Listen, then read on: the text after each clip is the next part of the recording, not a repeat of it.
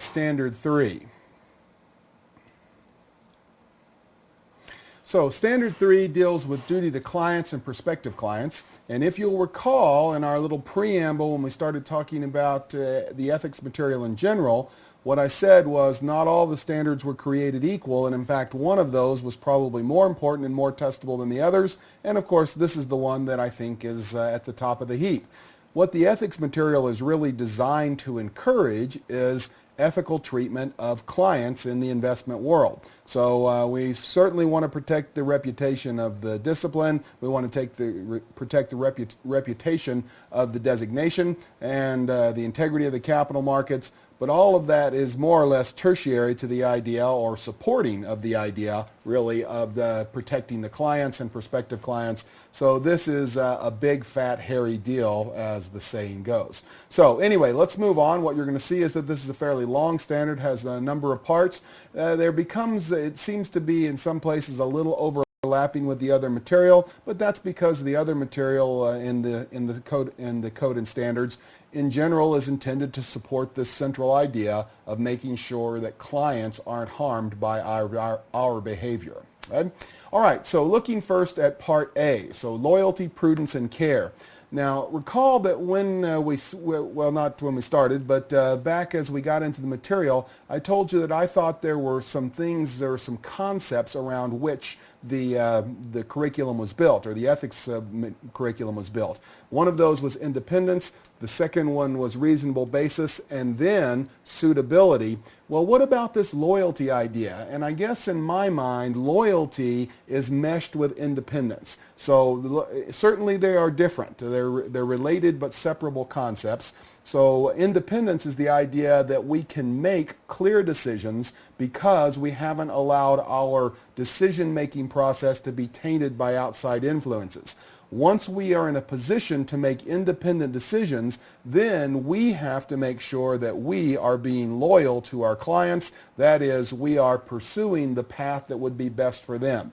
So really what I should have said, rather than independence, reasonable basis or due diligence, and then suitability, with the caveat of disclosure to follow on, recall. What I should have said was independence, loyalty, independence/loyalty, then reasonable basis, then suitability, and then disclosure as the cure for any problems that we see in these other parts. So Part A, loyalty, prudence, and care. So we have a duty of loyalty to our clients to act with reasonable care and exercise prudent and independent judgment, to act on behalf of the clients and place their interest before the employer's or our own interests. So there's a hierarchy that we'll see emerge here, and that hierarchy is essentially going to be clients, then employers, and then us. And while it's not directly stated in the curriculum itself, you kind of have to read between the lines. What we're really going to see is that it's clients, capital markets, employer, and then we are at the bottom of the food chain there in terms of what order our interests come in. Okay, the point here is that we have to determine and comply with any applicable fiduciary duty. And while this is the third bullet point, this is a big deal. So what is a fiduciary duty? Well, it doesn't, the curriculum doesn't define fiduciary duty particularly well in my estimation. But the point here is this: if you were going to buy a car from me, then I would have a used car, then I would have a duty of loyalty to you as another consumer to divulge any known defects. So if you came up to me and said, well, are you holding it together with oatmeal and baling wire? And I in fact was, well, I would have to be honest in my dealings with you, all that sort of thing. So that's just a normal transaction, a buyer and a seller. The point here is that a fiduciary duty requires a higher standard, okay? And that means that in essence, I am buying a car for you. So a fiduciary duty, I am spending your money, I'm making decisions as your proxy, and that implies a much higher standard of loyalty. And that is probably the best way to view much of the ethics material. So we talked about the idea of you have a money manager working for an unsophisticated client. Okay, well, there's a fiduciary duty there. So I am the money manager, I have this unsophisticated client, I am not only supposed to act in a way that is within the confines of the law, I'm not doing anything illegal, all that sort of stuff. I'm supposed to identify and comply with my fiduciary duty, which means that I'm going to act for the benefit of my client, and I'm going to put their interest above my own. So the notion of fiduciary duty is actually a pretty big deal. So let's talk about guidance on this. So looking here, we see that when we're taking investment actions, the client's interest comes first. You will not find an exception to this in the curriculum. The client's interest always comes first. Exercise prudence, care, skill, and diligence that a person familiar with such matters would use. Well, this language is actually something that is closely related to something called the prudent investor rule. So when you get to level 2, which I'm not trying to get you there today, but just as a quick insight as to what we're talking about here, we used to have what was called the prudent man rules. And the prudent man rules essentially invoked one type of behavior if you're working under a fiduciary duty. We have migrated in most industrialized countries to what would be a prudent investor rule or something beyond that, which says in order to make decisions, you have to have knowledge. So it implies knowledge. We'll see that it also invokes the notion that we are going to have some portfolio theory involved in our decision-making process. So we have to have prudence, care, skill, and diligence. Not just, we can't just be prudent, careful, and skillful and just be some sort of Yahoo. We also have to be someone who's trained, someone who's thought about and educated in these manners, because we're supposed to be a person familiar with such matters. Okay, of course, we're going to follow our applicable fiduciary duty, and remember that the client may be the investing public. If we're talking about, making research recommendations and distributing those research reports, well, we may be distributing those to anyone who will listen. In that case, our client is the investing public, and we're going to have to make sure that we are acting in their best interest. That is, we are giving the very best that we can for the client, and we are not withholding anything. And as a caveat to all of this, if you ever are in a position, if you're ever in a position on the exam where you're reading something, some sort of vignette or question statement,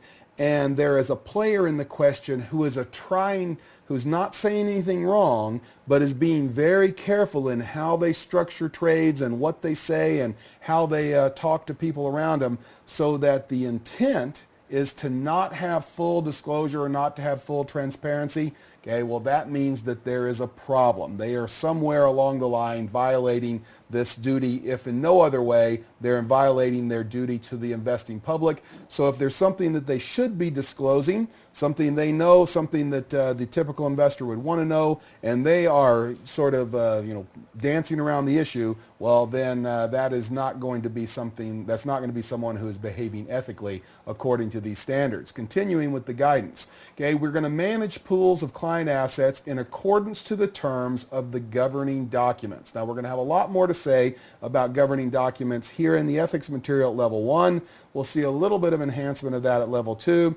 But level 3, man, you're going to get blown out of the water with governing document stuff. So there's just a lot of information at level 3 on governing documents. We'll see this referred to in a little while as an IPS, an investment policy statement, and it's coming. You'll see it when we get there if you're not familiar with it now. So make investment decisions in the context of a total portfolio. Now, this relates back to that prudent man, prudent investor rule thing, which we really don't have to have a lot of knowledge of until we get to level 2, where there's a fair amount of information on that. But nonetheless, the notion here is that we are not responsible for the performance of an individual security because we understand modern portfolio theory. So we can go and we have a portfolio that we're managing for, a widows and orphans fund is the sort of the euphemism that people use. Well, it might be that it's appropriate because of modern portfolio theory and low correlations and those types of things to take 2% of that and allocate it to some wigged out limited partnership hedge fund thing, whatever it happens to be. So decisions aren't made on the basis of the security. They're made on the basis of the portfolio, and we still, beyond that, have to consider the suitability in a portfolio context for our client, and we'll see that coming up later. Okay, what about voting proxies? So I remember, not the question itself, but a scenario when I was taking the exam, and there was this money manager, and this was back when we had open-ended exams. That's how old I am. And they said, well, we manage funds to the best interest of our clients, and we don't take a position on proxy votes. Well, that's a direct violation of the Code of Ethics, right? So if you are managing money for a client, so you have a discretionary account, okay, well, you receive proxies. You are responsible for evaluating the issue that has come to the fore with respect to this proxy vote, and then responsibly voting that in your client's interest. Okay, soft dollars. This is something else that if you work a lot in the investment industry, you've probably heard about this already. You're certainly going to get a lot of it at level 2 again, but we really only have it mentioned here a couple of times at level 1. But a soft dollar, just so you'll know, and because you are responsible for it here within the curriculum, soft dollars must be used for the benefit of the client. Now, what's a soft dollar? So I have a portfolio that I'm managing for my unsophisticated client. Normal scenario. Okay? As part of managing that portfolio, I have to initiate trades. In order to initiate trades, I hire a broker. Well, when the broker executes a trade for me, I of course pay them. How do I pay them? I pay them with the client's money. Okay, so that brokerage, that money that I give to the broker is client money. Well, on occasion, the broker will give me something back. Maybe that's some research or something else. So I don't know what it would be, but anything else we receive back, well, I do know what it would be, but it doesn't matter. Anything that we would receive back from the broker in exchange for directing trades to that particular brokerage is called soft dollars. Okay, now how did we get that? So we're getting something from the broker who executed the trade, and what they of course want, their motivation is to keep us sending trades their way. We're paying for that with client dollars. So the client dollars are used to get the trade, they get the trade, and something else comes back. That something else is called soft dollars. Well, who does that belong to? You're paying for it with client's money, so the soft dollars belong to the client and must be used for the benefit of the client is the point. So soft dollars have to be used for the benefit of the client. That's actually one of the, there's a fairly significant reading in the stub material at level 2 where we get to expand on that considerably. So you'll see some more of that as we go through. Okay, what about recommended procedures? Okay, looking at recommended procedures here, we're going to follow all rules and laws, of course. If we're duty to clients will not involve us breaking laws. Okay, establish client investment objectives, which we're going to talk about a little bit more. Okay, we have a responsibility to diversify, dealing fairly with clients in all of our investment actions. We're going to talk about this in some specifics in just a few minutes, just a couple of slides. Disclose all possible conflicts. Okay, so remember I said there's these sort of 3 main things. So it's independence, loyalty, okay, it's reasonable basis due diligence, and then suitability. Well, what if there's a problem somewhere along the line there? So if there's a problem with your independence, you have some securities in your client's portfolio, but you also sit on an advisory board or something. Well, the cure for many of the problems would be to make sure that we have fair and complete disclosure, and we will see much more on this before we're done with the ethics material. So, and then of course vote the proxies. Well, we already said you can't come up with some policy that says, oh, we don't vote proxies because we just run the money. Okay, well, that's like coming up with a policy that says, oh, we don't look out for the client's best interest. Okay, you can't do that. So you got to make sure you're voting the proxies. Continuing with the recommended procedures. And so we're going to keep client information confidential. This will be a lot more to say on that in just a moment. Seek best trade and execution for clients. So when we are looking for a brokerage, we have to consider where are we getting the best service, and we've got to make sure that we're making that decision not based on who gives us the most free lunches, okay, but actually what is best for the client. And as always, okay, put the client's interest first. And if you are independent and loyal okay, and then you are very likely to be in adherence to this particular part of putting the client's interest first. All right. Okay, so that is standard 3A, the first part of this big standard 3 that I think is has so much of the testable material. Let's move on to part B, okay, which deals with fair dealing. So fair dealing simply says we have to deal fairly and objectively with all clients. Okay, and that can become a caveat, and if you're a practicing money manager, then you can start to see some problems with that immediately, very likely.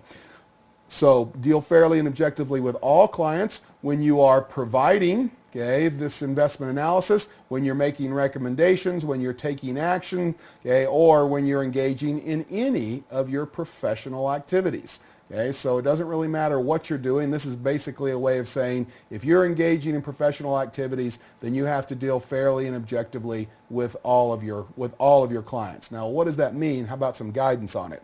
Okay, well, this means that we cannot discriminate against any client when disseminating investment recommendations, for instance, or taking investment action. Now, it is important to understand that this idea that fair does not mean equal. So we're not necessarily obligated to treat all clients exactly equally, but we do have to treat them all fairly. So what does that mean? For instance, you can have, a brokerage account that gets one level of service, and then you can also have the gold-plated service. Okay, well, that's okay as long as it's disclosed and you don't disadvantage any client in the process. So you say, well, here's the cost of the gold-plated service. Okay, we're not, doing anything to the detriment of disadvantaging any of the other clients. And if you want to pay for the gold-plated service, then you can have access to that also. So different service levels are okay, but we can't have a different service level that says, okay, we're going to give all the good securities to this group and all the leftovers for this group. All right. So fair doesn't mean equal. So we don't. We have, and in fact, what we're really doing here is striving for fairness. So when we talk about, disseminating investment recommendations, we're going to try to get those out simultaneously. And of course, in the electronic world we live in today, that's getting easier and easier to do. But nonetheless, we're going to strive for fairness. Fairness doesn't mean equal. We can have different service levels, but we can never disadvantage one group of clients. So keep that in mind. Some more guidance on this. With respect to investment recommendations, all clients must have a fair chance to act on every recommendation. So what does that mean? Well, what that says is, we're meeting, we have 3 clients, one that we really like and 2 other smaller clients. The big one is the one that we get all of our, make most of our living from. So we call them on the phone. We're talking about this change in recommendation. We're telling them where it comes from. Okay, as we hang up the phone, we hit the email send. Okay, to the other 2, and then we immediately start trading for our big client and for ourselves. Okay, sort of a pseudo front-running type thing. Anyway, so what is that? Well, we haven't given we've disseminated the recommendations, but we haven't given these other clients a fair chance to digest the information. All right. Now, the second bullet point, what if a client calls you and says, I want to buy stock X? Well, you have recently issued a sell order or a sell recommendation on stock X, and they're unaware of it.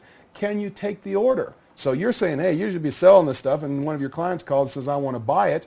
Well, is there any problem with that? Well, no, but if they are unaware of the recommendation change, then you have to advise them, okay, well, we have a sell on this. We're happy to accept the order from you, but we want you to know that our research department has a sell on this rather than a buy. If they say, yeah, I know that, I think you guys are all idiots, well, you go ahead and execute the trade for them. So it's okay to execute trades against your own recommendations, but you have to make sure that the clients are aware of what your recommendations are.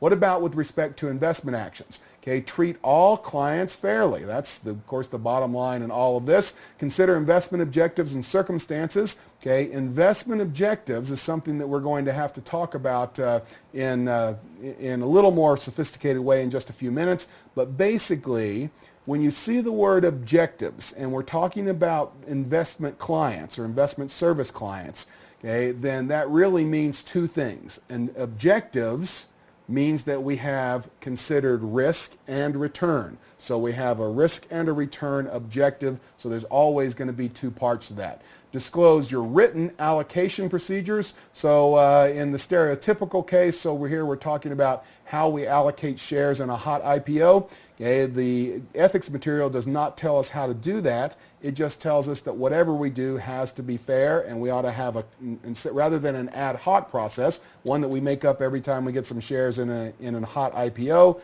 we have to have some sort of allocation procedure in place that we can use in order to better our clients. So and we make that available to them if they want to see it, and it probably should be in writing.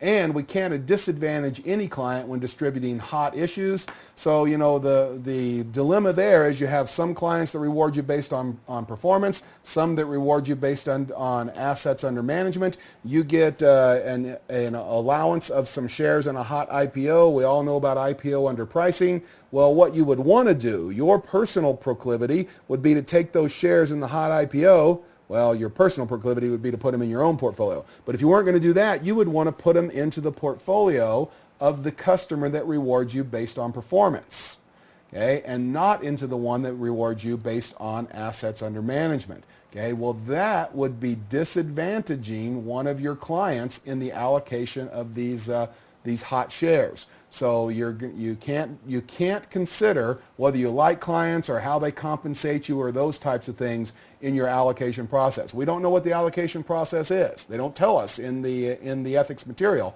but they do tell us that it can't disadvantage any of the individual clients. Okay, so where are we at now? So we're still doing fair dealing, but we're moving on to recommended procedures. So here, what are the recommended procedures? Well, we're going to limit the number of people aware of upcoming changes. So we're changing from a buy to a hold. Okay, well, how many people know about that? Let's keep it to a minimum. That's going to solve some of the problem with leaks and front running, all that sort of stuff. How about shortening the time frame? So if we can, from the time the decision's made to the time the decision is disseminated, the shorter we can make that, the less the problems are going to be. We ought to have pre-dissemination guidelines. So what kind of trading activity can go on before the guideline change? Well, we need some sort of written policies. Of course, we're striving for simultaneous distribution or dissemination of these recommendation changes. Okay, we ought to maintain a list of clients and their holdings so we would know who was impacted by that. And then we ought to disclose our trade allocation procedures. We've already talked about that previously. So what if the question on the exam said something like this? Okay, so we have some player on the exam, they're doing something, and it is suggested that they maintain a list of their clients and their holdings for the purposes of adequate dissemination of recommendation changes, and the key player says, no, I don't want to maintain a list of clients and their holdings for the purposes of dissemination of recommendation changes. Have they violated the code and standards? Okay, well, you have to be very careful. I'm going to back up one slide. I don't like to do that. I know it kind of gets confusing. But here, when we're talking about guidance, we're talking about the standard itself. Here, we have moved into what is recommended. So we've been doing that as we go through. But remember, there's a difference between the standard and the recommendation. So the recommendations are good things. They're things that can help you comply with the standard, but something like having to maintain a list of clients and their holdings, now in the computer age, that's no big deal. But nonetheless, that is a recommendation and not straightforward, not a firm commandment, if you want to say it that way, under the standards of professional conduct. So keep in mind the difference between the standard itself and the guidance for the following the standard, and then the recommended procedures, because the questions do get to where they ask you about the differences. Like I said, this material is tested in such a way that you really have to know it. All right. So continuing on with our recommendations for Standard 3B, okay, review accounts regularly to ensure fair client treatment. So make sure you ought to have somebody going back and making sure that we have one, fair practices in place, and two, that they're being implemented. Okay, if the firm offers different levels of service, then we need to disclose that to all of our clients. Okay, and then deviations from strict pro rata allocations of an IPO may be okay, Okay, but we're talking about deviations here, not a complete abandonment of our normal allocation process. So if there's some sort of minimum block sizes or those types of things, you don't want to put 8 shares of some IPO into a $40 million portfolio. So there are some practical considerations that come in. This is actually part of the curriculum that changed under the guideline book that came out in 2010. And one of the things I've seen, as I told you, I've now lived through 3 or 4 different editions of the code and standards, as some recognition of the practical aspects of actually managing a portfolio. So here's another one of those, and I thought I was glad it showed up. All right.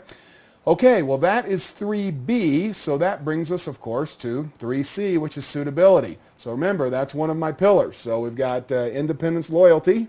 Okay, we've got due diligence and research. And then we have suitability. So what is it that we're going to say here? When in an advisory relationship, or really when we're doing anything with the client, and actually this standard is the longest standard in the or subpart in the ethics material. It takes 3 slides to talk about what suitability is here. But anyway, so if you're in an advisory relationship, you make reasonable inquiry.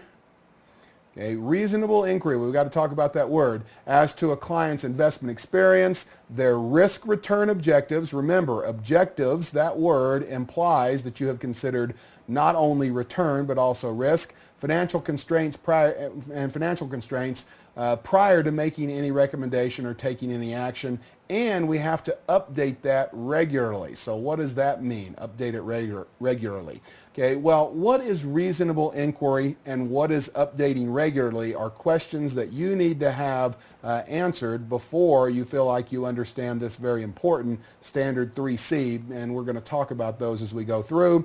But basically, I would tell you for what is reasonable, you need to have a very high standard. Okay, so there has to be serious and effective investigation of the client's circumstances. And then we have some good guidelines for you on what it means to update regularly. But the regular part is easy. What does it mean to really have effective update is something that you're going to have to be careful about. Continuing on with discussion of the standard itself, okay, we have to ensure that an investment is suitable to a client's situation and consistent with the written objectives. Okay, so the written objectives, and we're going to talk about that again in a moment in the form of an IPS, investment policy statement, before you do anything. Make recommendations, take action, that sort of stuff. So there is a fundamental and a technical standard expressed here. The fundamental standard is one of suitability. Oh, I have investigated this security. I think that it offers a good risk-return trade-off. It has good portfolio characteristics for this client. Then you also have to ask yourself, is it in compliance with the written objectives? Okay, so there's a fundamental standard, an economic standard. Well, from what I know about the security and my research on it and what I know about portfolio theory, yes, this is suitable, but it also has to be in compliance with the written objectives. Okay? And of course, suitability is always going to be addressed in a portfolio context. So the portfolio context essentially means that we are going to look at modern portfolio theory, MPT. So if you're truly new to the CFA world and to the investment world, well, modern portfolio theory basically here, as described in the ethics material and in the legal standards, at least in the United States, refers to Markowitz theory. So Markowitz theory or portfolio theory are sort of interchangeable names, and of course we are absolutely going to talk about what that is. If you're not familiar with it already, I would imagine that probably most people watching this video will know something about diversification and correlation, all that sort of stuff. But if you don't fret, because we're going to start at 0 and build up more modern portfolio theory. But the point here is we can reduce risk through diversification if we have a portfolio approach to investing, and that's what is being mandated here. Okay, and the final slide for the standard itself, when responsible for managing a portfolio to a specific mandate or a strategy or a style, we can only take actions or make recommendations that are consistent with that particular mandate, style, whatever it happens to be. So if we are managing an equity value portfolio, Okay, well, we can't go out and recommend, something that would be a good investment in a bond. So this is an equity portfolio. It's for value securities, ones that have been beaten up by the market. So we have to stay within those parameters. Even if we think, wow, isn't that a great bond investment? We want to include a bond that's outside of the stated objectives. Then we got to go back and we've got to change the objectives and we got to present those to the client and we got to give them time to react to it and all those types of things. So there's a lot that can go on there. Let's talk about guidance for this rather lengthy standard. So when in an advisory relationship, gather information at the outset and prepare, and this is the first time we've seen these letters, IPS. Prepare an IPS. That stands for Investment Policy Statement. Now, if you're not familiar with the idea of an investment policy statement, we are going to talk about it here. We'll talk about it a little level 2, but there's a lot of it at level 3. I think there's a couple of study sessions worth of it at level 3, in fact. Okay, so we have to have this, and basically an IPS is a written document that governs the investment process, and it does a lot of things. It sets up who is responsible for gathering information, and some of the sort of perfunctory things about the portfolio and all that sort of stuff. We, for level 1 purposes, are only interested in 2 things out of the IPS. We're interested in the objectives, which means risk and return, and constraints, and we will see those constraints in just a moment. So what about the update? Well, it has to be updated at least annually. Okay, now don't fall into the trap of thinking, look, I have this client that I got last year. I went in, I met with them for 3 hours. I gathered their data. I looked, they gave me copies of their tax returns. I looked at their old portfolio, how they've managed it. I spent 3 days digging through this. I created the investment policy statement. Everything's been going great. And then on the anniversary of starting up this account, I call them and I say, hey, Jim, okay, how are things going? Great. Do I need to make any changes? Then you feel like things are about the same? Yeah, well, I'm going to keep on with what we've been doing then. Great. Right? And then you hang up. That is not sufficient. Okay, the update has to be an effective update. So if you see a player in a question that is just having their assistant call or do something else, well, that is not sufficient for the update. There has to be an effective update. There has to be an attempt to probe the client for new information, changes, those types of things, so that we can really know what their circumstances are. Of course, we have to make an explicit decision about whether we're going to use leverage or derivatives in the portfolio. And then if we're managing a fund to some particular index or some particular bogey portfolio, then we have to invest according to the mandate, as we've already said. Okay, what about the IPS? Okay, well, as I've said a couple of times now, the IPS includes 2 things. It has to have some return objectives, and it has to say something about risk tolerance. Of course, if you have a client that has high tolerance for risk and high return objectives, that's fine. If you have a client that has very low risk tolerance, but also has low expectations for return, that's fine also. Okay, and if you have a client that has high risk tolerance, okay, but low return objectives, well, that's probably not too big a problem. Of course, the problem is that nobody wants any risk and everybody wants to earn 25%, right? So anyway, we have to align these 2 things and make sure that we have adequate disclosure, and there may need to be some education associated with that, although most of those types of things we're going to put off to either levels 2 or 3. Now, I said there's 2 things we're interested in out of an investment policy statement. One is objectives, that's what you see on this slide, and the other is constraints. So constraints, what are the constraints placed on this portfolio? Now, there's what we're going to see later on in the portfolio stuff. We're going to see a better listing of the constraints. I realize this is the ethics material. This is where it should show up, but we're going to see a better listing of it.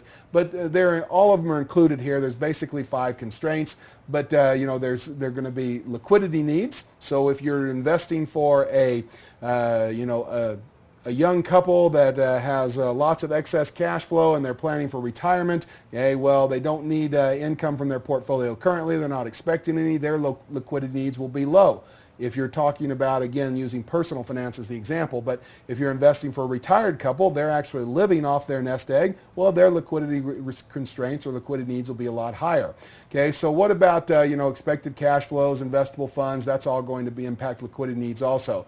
Time horizon, so how long do they have to invest? Okay, the tax considerations, so what is their tax constraint? Legal regulatory constraints. Now, for individuals, these are very low, but if you're talking about a life insurance company, then this is very high, right? So they have a very limited array of things they can invest in, or not very limited, but severely constrained array relative to an individual. And then finally at the bottom, unique needs. And unique needs are, by definition, anything that should be considered that is not one of the other four things, all right? So that would be, for, again, looking at personal finance, maybe it would be a special needs child. So a child that's going to have to be cared for after the passing of a couple. Well, then that is going to be a unique need that would be in there that would extend the time horizon, the portfolio, and that sort of stuff. So anyway, so that would be the constraints. Again, I wouldn't use this list. When we get to it later in the seminar, not today, I will point out very definitely a good compilation of the list of constraints. Okay? All right, so those are all recommended procedures, okay, and that is 3C. That's a big one. Now we can move on to 3D.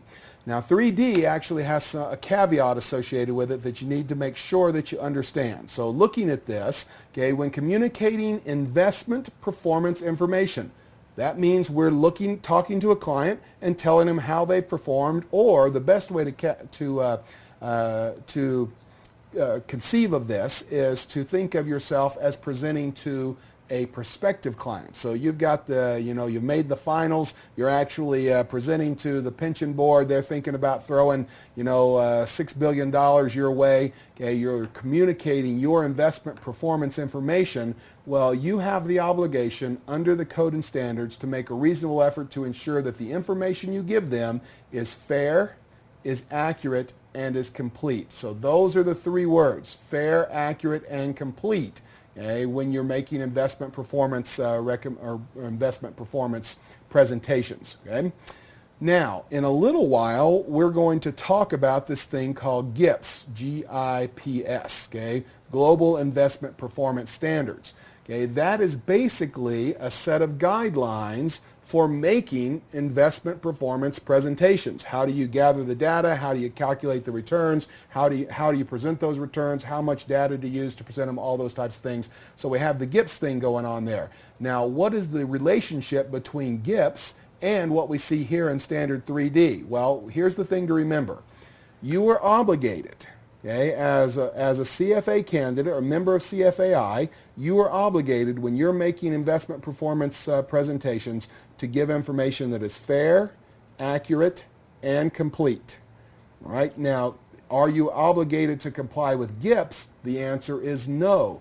GIPS is a tool that you can use to help you do these three things, okay, but there may be other ways that you can be fair, accurate, and complete. So GIPS is something else. We're going to talk about it. It's part of the Level 1 curriculum, so we'll spend 20 or 30 minutes talking about it. That'll be the last thing we do in the ethics material. Okay? And that might be a way to ensure that your information or help you become fair, accurate, and complete. But if you choose not to use GIPS, you still have the obligation to be fair, accurate, and complete. So you can make brief presentations. Now, which is something common in our industry. You're going to get 6 minutes of airtime. And you can't spend, if in 6 minutes of airtime, you can't spend 15 minutes giving the caveats and the backups and all this sort of stuff to what you're doing. But if you're going to make a brief presentation, you have to note its limited nature, and you have to make available more detailed information if the investors would request it. Okay? So this is something else that has been re-emphasized again in this 2010 manual that's come out, a 2010 edition of the Code and Standards, and it addresses a problem that existed before. What do you do if you only have 6 minutes? Well, you can't spend 6 minutes talking about the exceptions to your presentation, right? So somewhere along the line, we got to be able to make a living. So you can make a brief presentation, note its limited nature, okay, and then make other more detailed information available. Okay, so what about guidance here. Okay, well, we can't misstate performance, obviously, and we can't mislead clients. Remember, if we can go into a presentation and everything we say is true, okay, but it's not complete, then we're still trying to mislead clients. So if we go in and say, look, we had a client that had a portfolio with constraints very similar to yours, and over the last 5 years, they've averaged 14%. Okay, well, that could be a factual statement. But if you had 100 other clients with exactly the same constraints, and if you look over all 101 portfolios, the average return was minus 14%, well, then you have still misled that client, right? You've been cherry picking the data, or cherry picking, that's a colloquialism. So cherry picking, you've been choosing the data that makes you look best. Okay, so you can't misrepresent past performance. Okay, remember, it has to be fair and it has to be complete. And complete here is going to be based on the information that a reasonable investor would need to make their decisions. So you can't state or imply, of course, the ability to achieve returns similar to those achieved in the past. That is, of course, a no-no under many state guidelines also. What about recommended procedures here? And so for recommended procedures, we want to consider audience sophistication. So when we read through GIPS and some other of the, when you're reading actually through the manual, they'll talk about disclosing the basic characteristics of the security. But if you're presenting to a pension investment committee and they're considering some sort of large cap equity portfolio investment, spending 20 minutes talking about what an equity security is probably is a waste of time, right? So we do have this nod to consider sophistication, although we would have to make basic characteristics available on request. So we want to use the performance of weighted composites, okay, of similar portfolios. So a weighted composite would mean we're looking at an investor that wants a large cap equity portfolio. We would have to look at all of our other large cap equity portfolios and present data based on that. Okay, again, these are our recommendations. Okay, and now this is something that people sometimes mess up on, and that is that we would have to include any terminated accounts in our presentation. So if we're going to present 10 years of historical data, well, 3 years ago we had a client leave us. Can we pull their returns out of our composites? Well, no, we still have years where we were managing their money in our 10-year history. Well, as long as we're presenting a history that would overlap with the time that they were clients, their information has to be included. Why is that? Well, of course, who leaves? No one has ever called their money manager and said, okay, I'm taking my money and I'm going somewhere else because you're just making me way too much money with way too little volatility, right? You leave because you think you can have better returns and lower risk somewhere else. So if you don't include those terminated accounts, then you are increasing the reported return and decreasing the reported risk associated with them. So you have to include terminated accounts, okay, and you have to, of course, make all the relevant disclosures and, of course, maintain records to support your presentation. Okay, so that is standard 3D. Okay, let's move on and talk about standard 3E, which is the preservation of confidentiality, and I'm proud to report the last part of this relatively long standard 3 duty to clients. Okay, so here we're talking about preservation of confidentiality. We've already referred to that a couple of times as we've gone through the material, but remember, we're going to have to keep current and prospective clients' data, okay, confidential. So in the financial industry, of course, we have access to lots of people's confidential information. Okay, well, it is confidential. We have to maintain that confidentiality.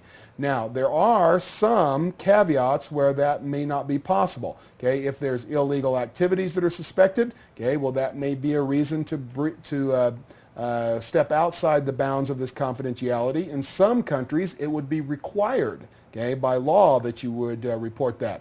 Okay, so if the disclosure for any reason is required by law, then you have to disclose, okay? Or, of course, if the client or prospect allows you to disclose, they say, you're having lunch with one of your clients and the fundraiser from some charity, and he looks at you and said, would you mind sending them a statement of my account? Or, well, I don't know why they would do that. But nonetheless, if they did, the client says, sure, you can send them that information. Then, of course, you can send them that information. The client has authorized you to extend that confidentiality.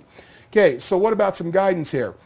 Hey, in some cases, it may be required by law to report activity. So this could be some sort of money laundering activity in some countries would be required to be reported. Okay, the standard extends, of course, to former clients. So it's, we said clients and prospective clients previously. Okay, well, just because somebody leaves you, and goes to some other shop, you still have all their historical data about how much they saved and all those types of things. Well, you can't just post that on the internet as soon as they're no longer your client.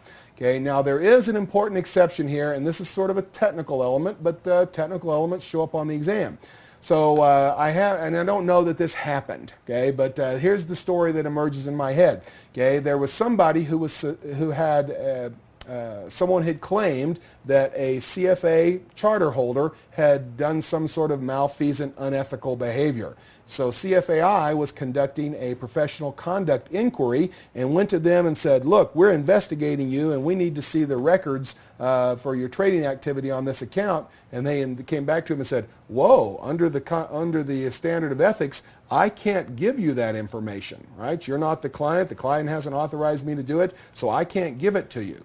Okay, well, this exception says that you can provide confidential information to CFI for investigation under a professional conduct program. Now, I don't think this means you have to. They can't just call and ask for anyone's information, but you can't refuse to give it to them based on the code of ethics. Okay, so if they are conducting an investigation, okay, you may have other reasons, or the law may say you can't. Okay, but the code of ethics does not permit you from extending that confidence to CFAI. So there's something that's been in just the last couple of iterations of the code and standards. All right, so what about some recommended procedures here? Of course, avoid discussing information that you receive from clients with anyone other than colleagues that are working on the same project. It's on a need-to-know basis. I know because I'm working on the project, you're going to help me with a derivatives overlay, so I'm going to extend some information to you, but we shouldn't just sit around the lunch table and talk about that, all right? So remember that the firm's electronic data, we have to follow, the firm's electronic data storage procedures, and if we don't have those procedures in place, which I can't hardly imagine an investment firm in developed country anyway being without them, but nonetheless, if they weren't, then you should recommend adoption of some procedures for how we control electronically received data. And that is Standard 3. Okay? The good news there is that, of course, we've got Standard 3 behind us. The bad news is that we still have Standards 4, 5, 6, and 7 in front of us. Although I think there's 3 down, 4 to go, but I think we're more than halfway through the code and standards here. So take heart, the last ones are a little shorter. Not real short, we still have a ways to go, but nonetheless, we're more than halfway if you're sort of, doing this. So worrying about neck injuries there. All right, Standard 4, duty to employers. Hey, I have a game you can play with yourself that will help you on the exam with respect to Standard 4. Okay, so I don't know anything about how the standards writing committee was formed or anything like that, but when I read through it, okay, in my mind's eye, I see that we have a committee of people that are putting these standards together, and on that committee, they had one too many employers. Okay, so in my estimation, this is and it's not a big deal. It's not egregious or anything like that. But in my mind, this is a document that goes out of its way to protect employers. So on the exam, if you're reading a question and we're dealing with duty to employers, is that a breach of your duty of loyalty to your employer, or is it not? Well, it probably is, because they create a fairly high standard here with respect to what is owed to the employers. Okay, so our duty of loyalty to employers is going to be something that is important. Okay, so anyway, moving on into the standards, first talking about loyalty. So what does that mean? Well, on matters related to employment, we have to act for the benefit of our employer and not do anything to derive the employer of the advantage of our skills or abilities, or divulge confidential information or otherwise cause harm to our employer.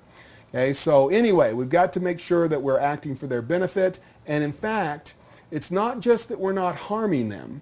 we have to make sure that in a proactive sense, we are giving them the full advantage of our skills. So if you're, planning on leaving, and we're going to work with that in a little while, but you're saying, well, I'm just going to kind of sit around and draw my paycheck for the last 90 days. Well, that's not going to work because you're not giving your employer the full advantage of your skills and abilities.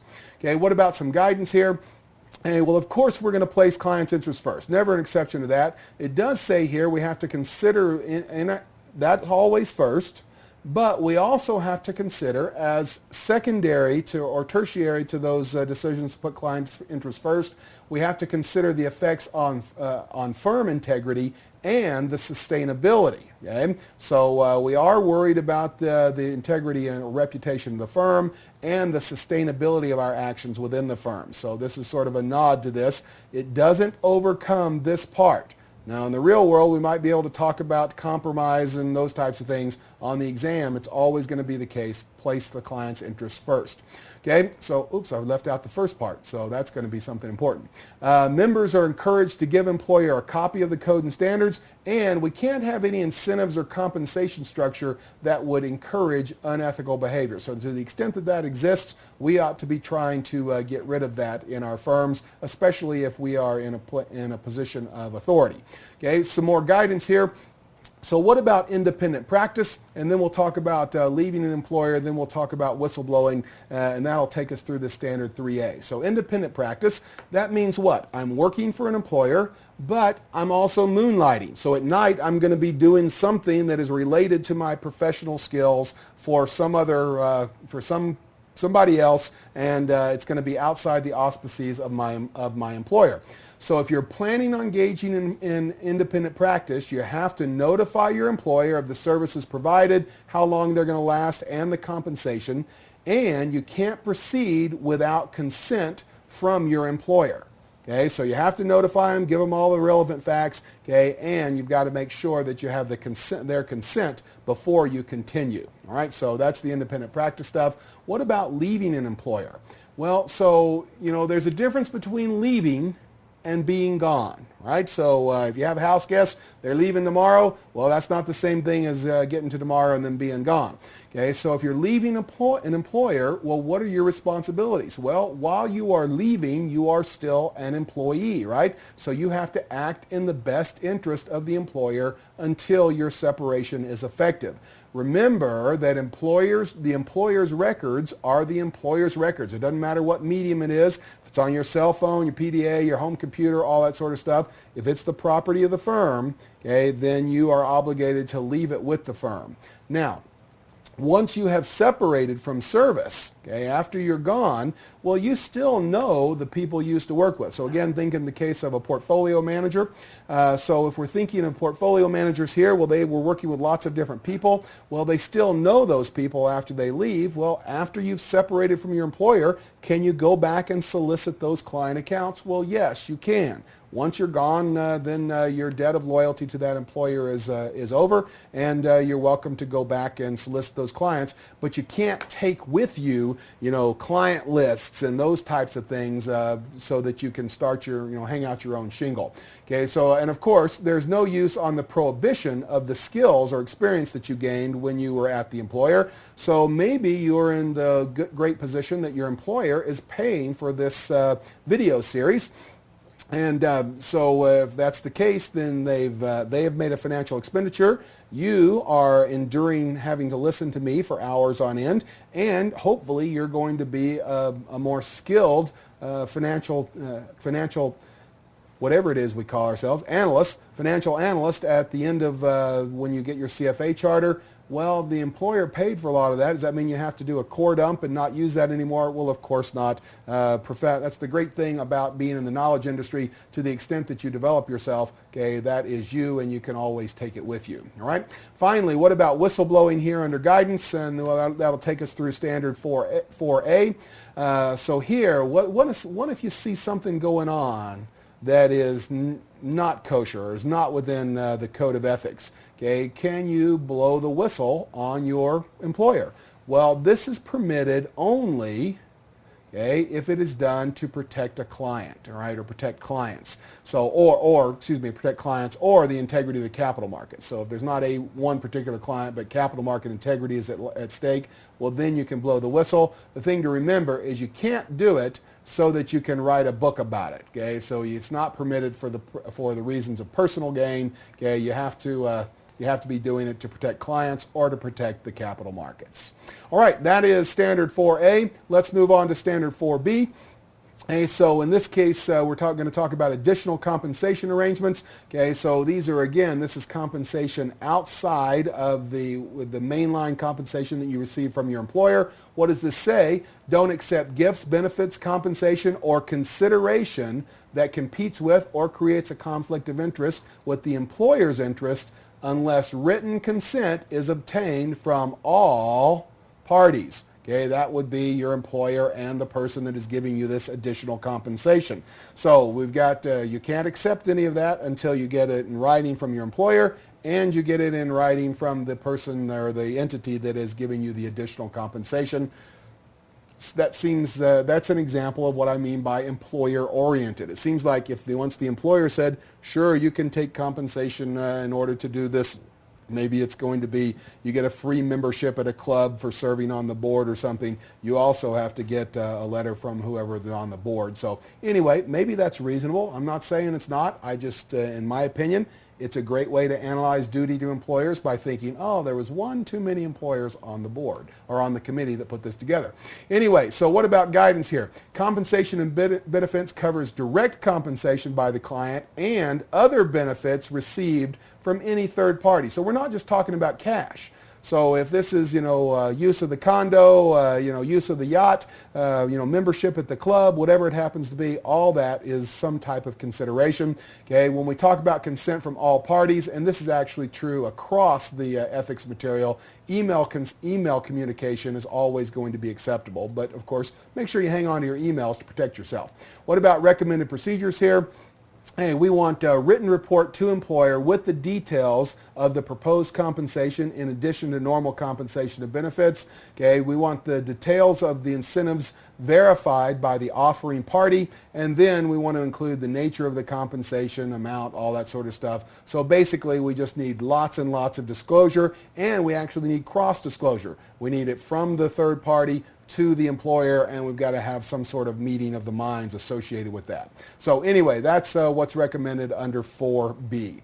Okay, so what about 4C, responsibility of supervisors? Now this is another one, and this one is a little bit difficult in my estimation, and it may actually run counter to my general intuition about one too many employers. Okay, but when we talk about supervisors, we're going to have a couple of words that are going to be really important. Okay, and what we're going to do is we're essentially going to set a very high standard for what supervisors should be doing. So in other words, if you observe a violation in a question on the exam, so someone's done something wrong, they're lying, cheating, stealing, okay? Well, they are supervised by somebody, so we have a supervisor over them, right?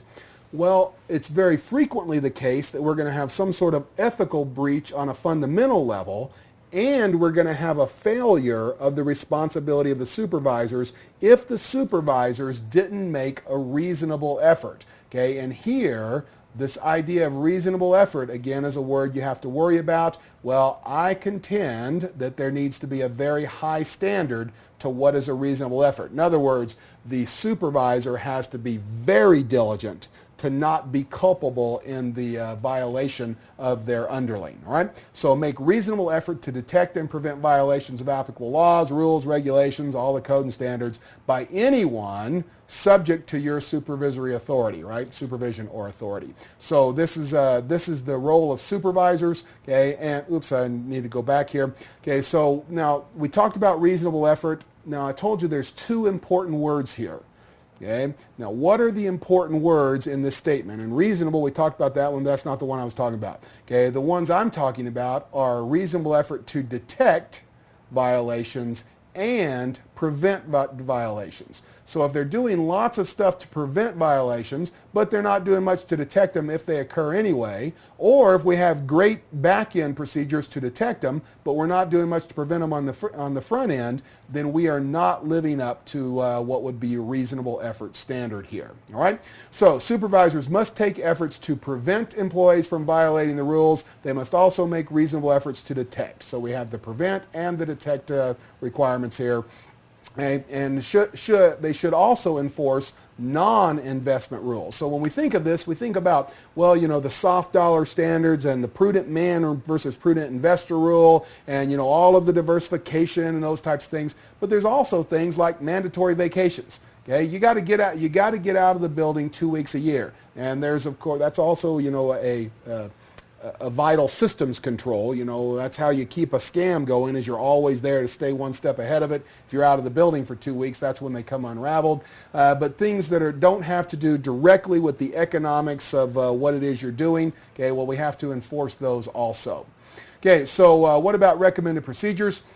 And so adequate compliance procedures should include the following. They have to be clear and understandable. Okay, well, that makes sense. We have to designate a compliance officer. They have to have checks and balances. And we have to have procedures for reporting violations. Those are all recommended. Okay, but there's some other recommendations here. All right. So when we think of this, we say, well, what should the supervisor or compliance officer be doing? Well, they have to distribute procedures and update those periodically. So distribute and update. Okay, down here, the third bullet point, review employee action. Well, that's a big one. Okay, and then promptly initiate procedures if a violation has occurred. All those represent a high standard. What bothers me here, and what I've seen previously, is this idea of continually educate staff. So the notion that there's a player in the problem there. You have the supervisor, and we have some new MBA, freshly minted, coming out of school, and well, you're going to be working in my department. Here's our compliance manual. I want you to read that, and if you have any questions, you can either come back to me or you can go talk to the compliance department. But we really want you to read that because we place a high value on ethics. Okay, that's not continually educating staff. Continually educating staff means you're sending updates out, you're having meetings about it, you are, I don't know what else it would mean, but it does not mean that once a year at a faculty retreat, or at an employee retreat, you can tell I'm in academia, faculty retreat, anyway, at an employee retreat, you say, okay, does anyone have any question about ethics? Okay, well, that's not continual education. We have a much higher standard than that, is the point. Okay, so what about once a violation has occurred? Okay, well then we have to respond promptly. So if they wait 10 days to do something about it, they didn't respond properly. They have to have a thorough investigation. And down here, important words, okay, while the investigation is going on, and we're responding properly, but it sometimes takes a while to get all the facts together, we have to place appropriate limitations on the suspected wrongdoer because they're not, we have to make sure that they can't initiate the same type of ethical breach that we are suspecting that they may have committed in the past. So we have to have some type of limitation on them while we're moving forward with the investigation. And if we just let them keep going and doing what they're doing, the problem with that, of course, is that they can undertake more unethical behavior and damage more clients during the interim period. And that is standard 4C.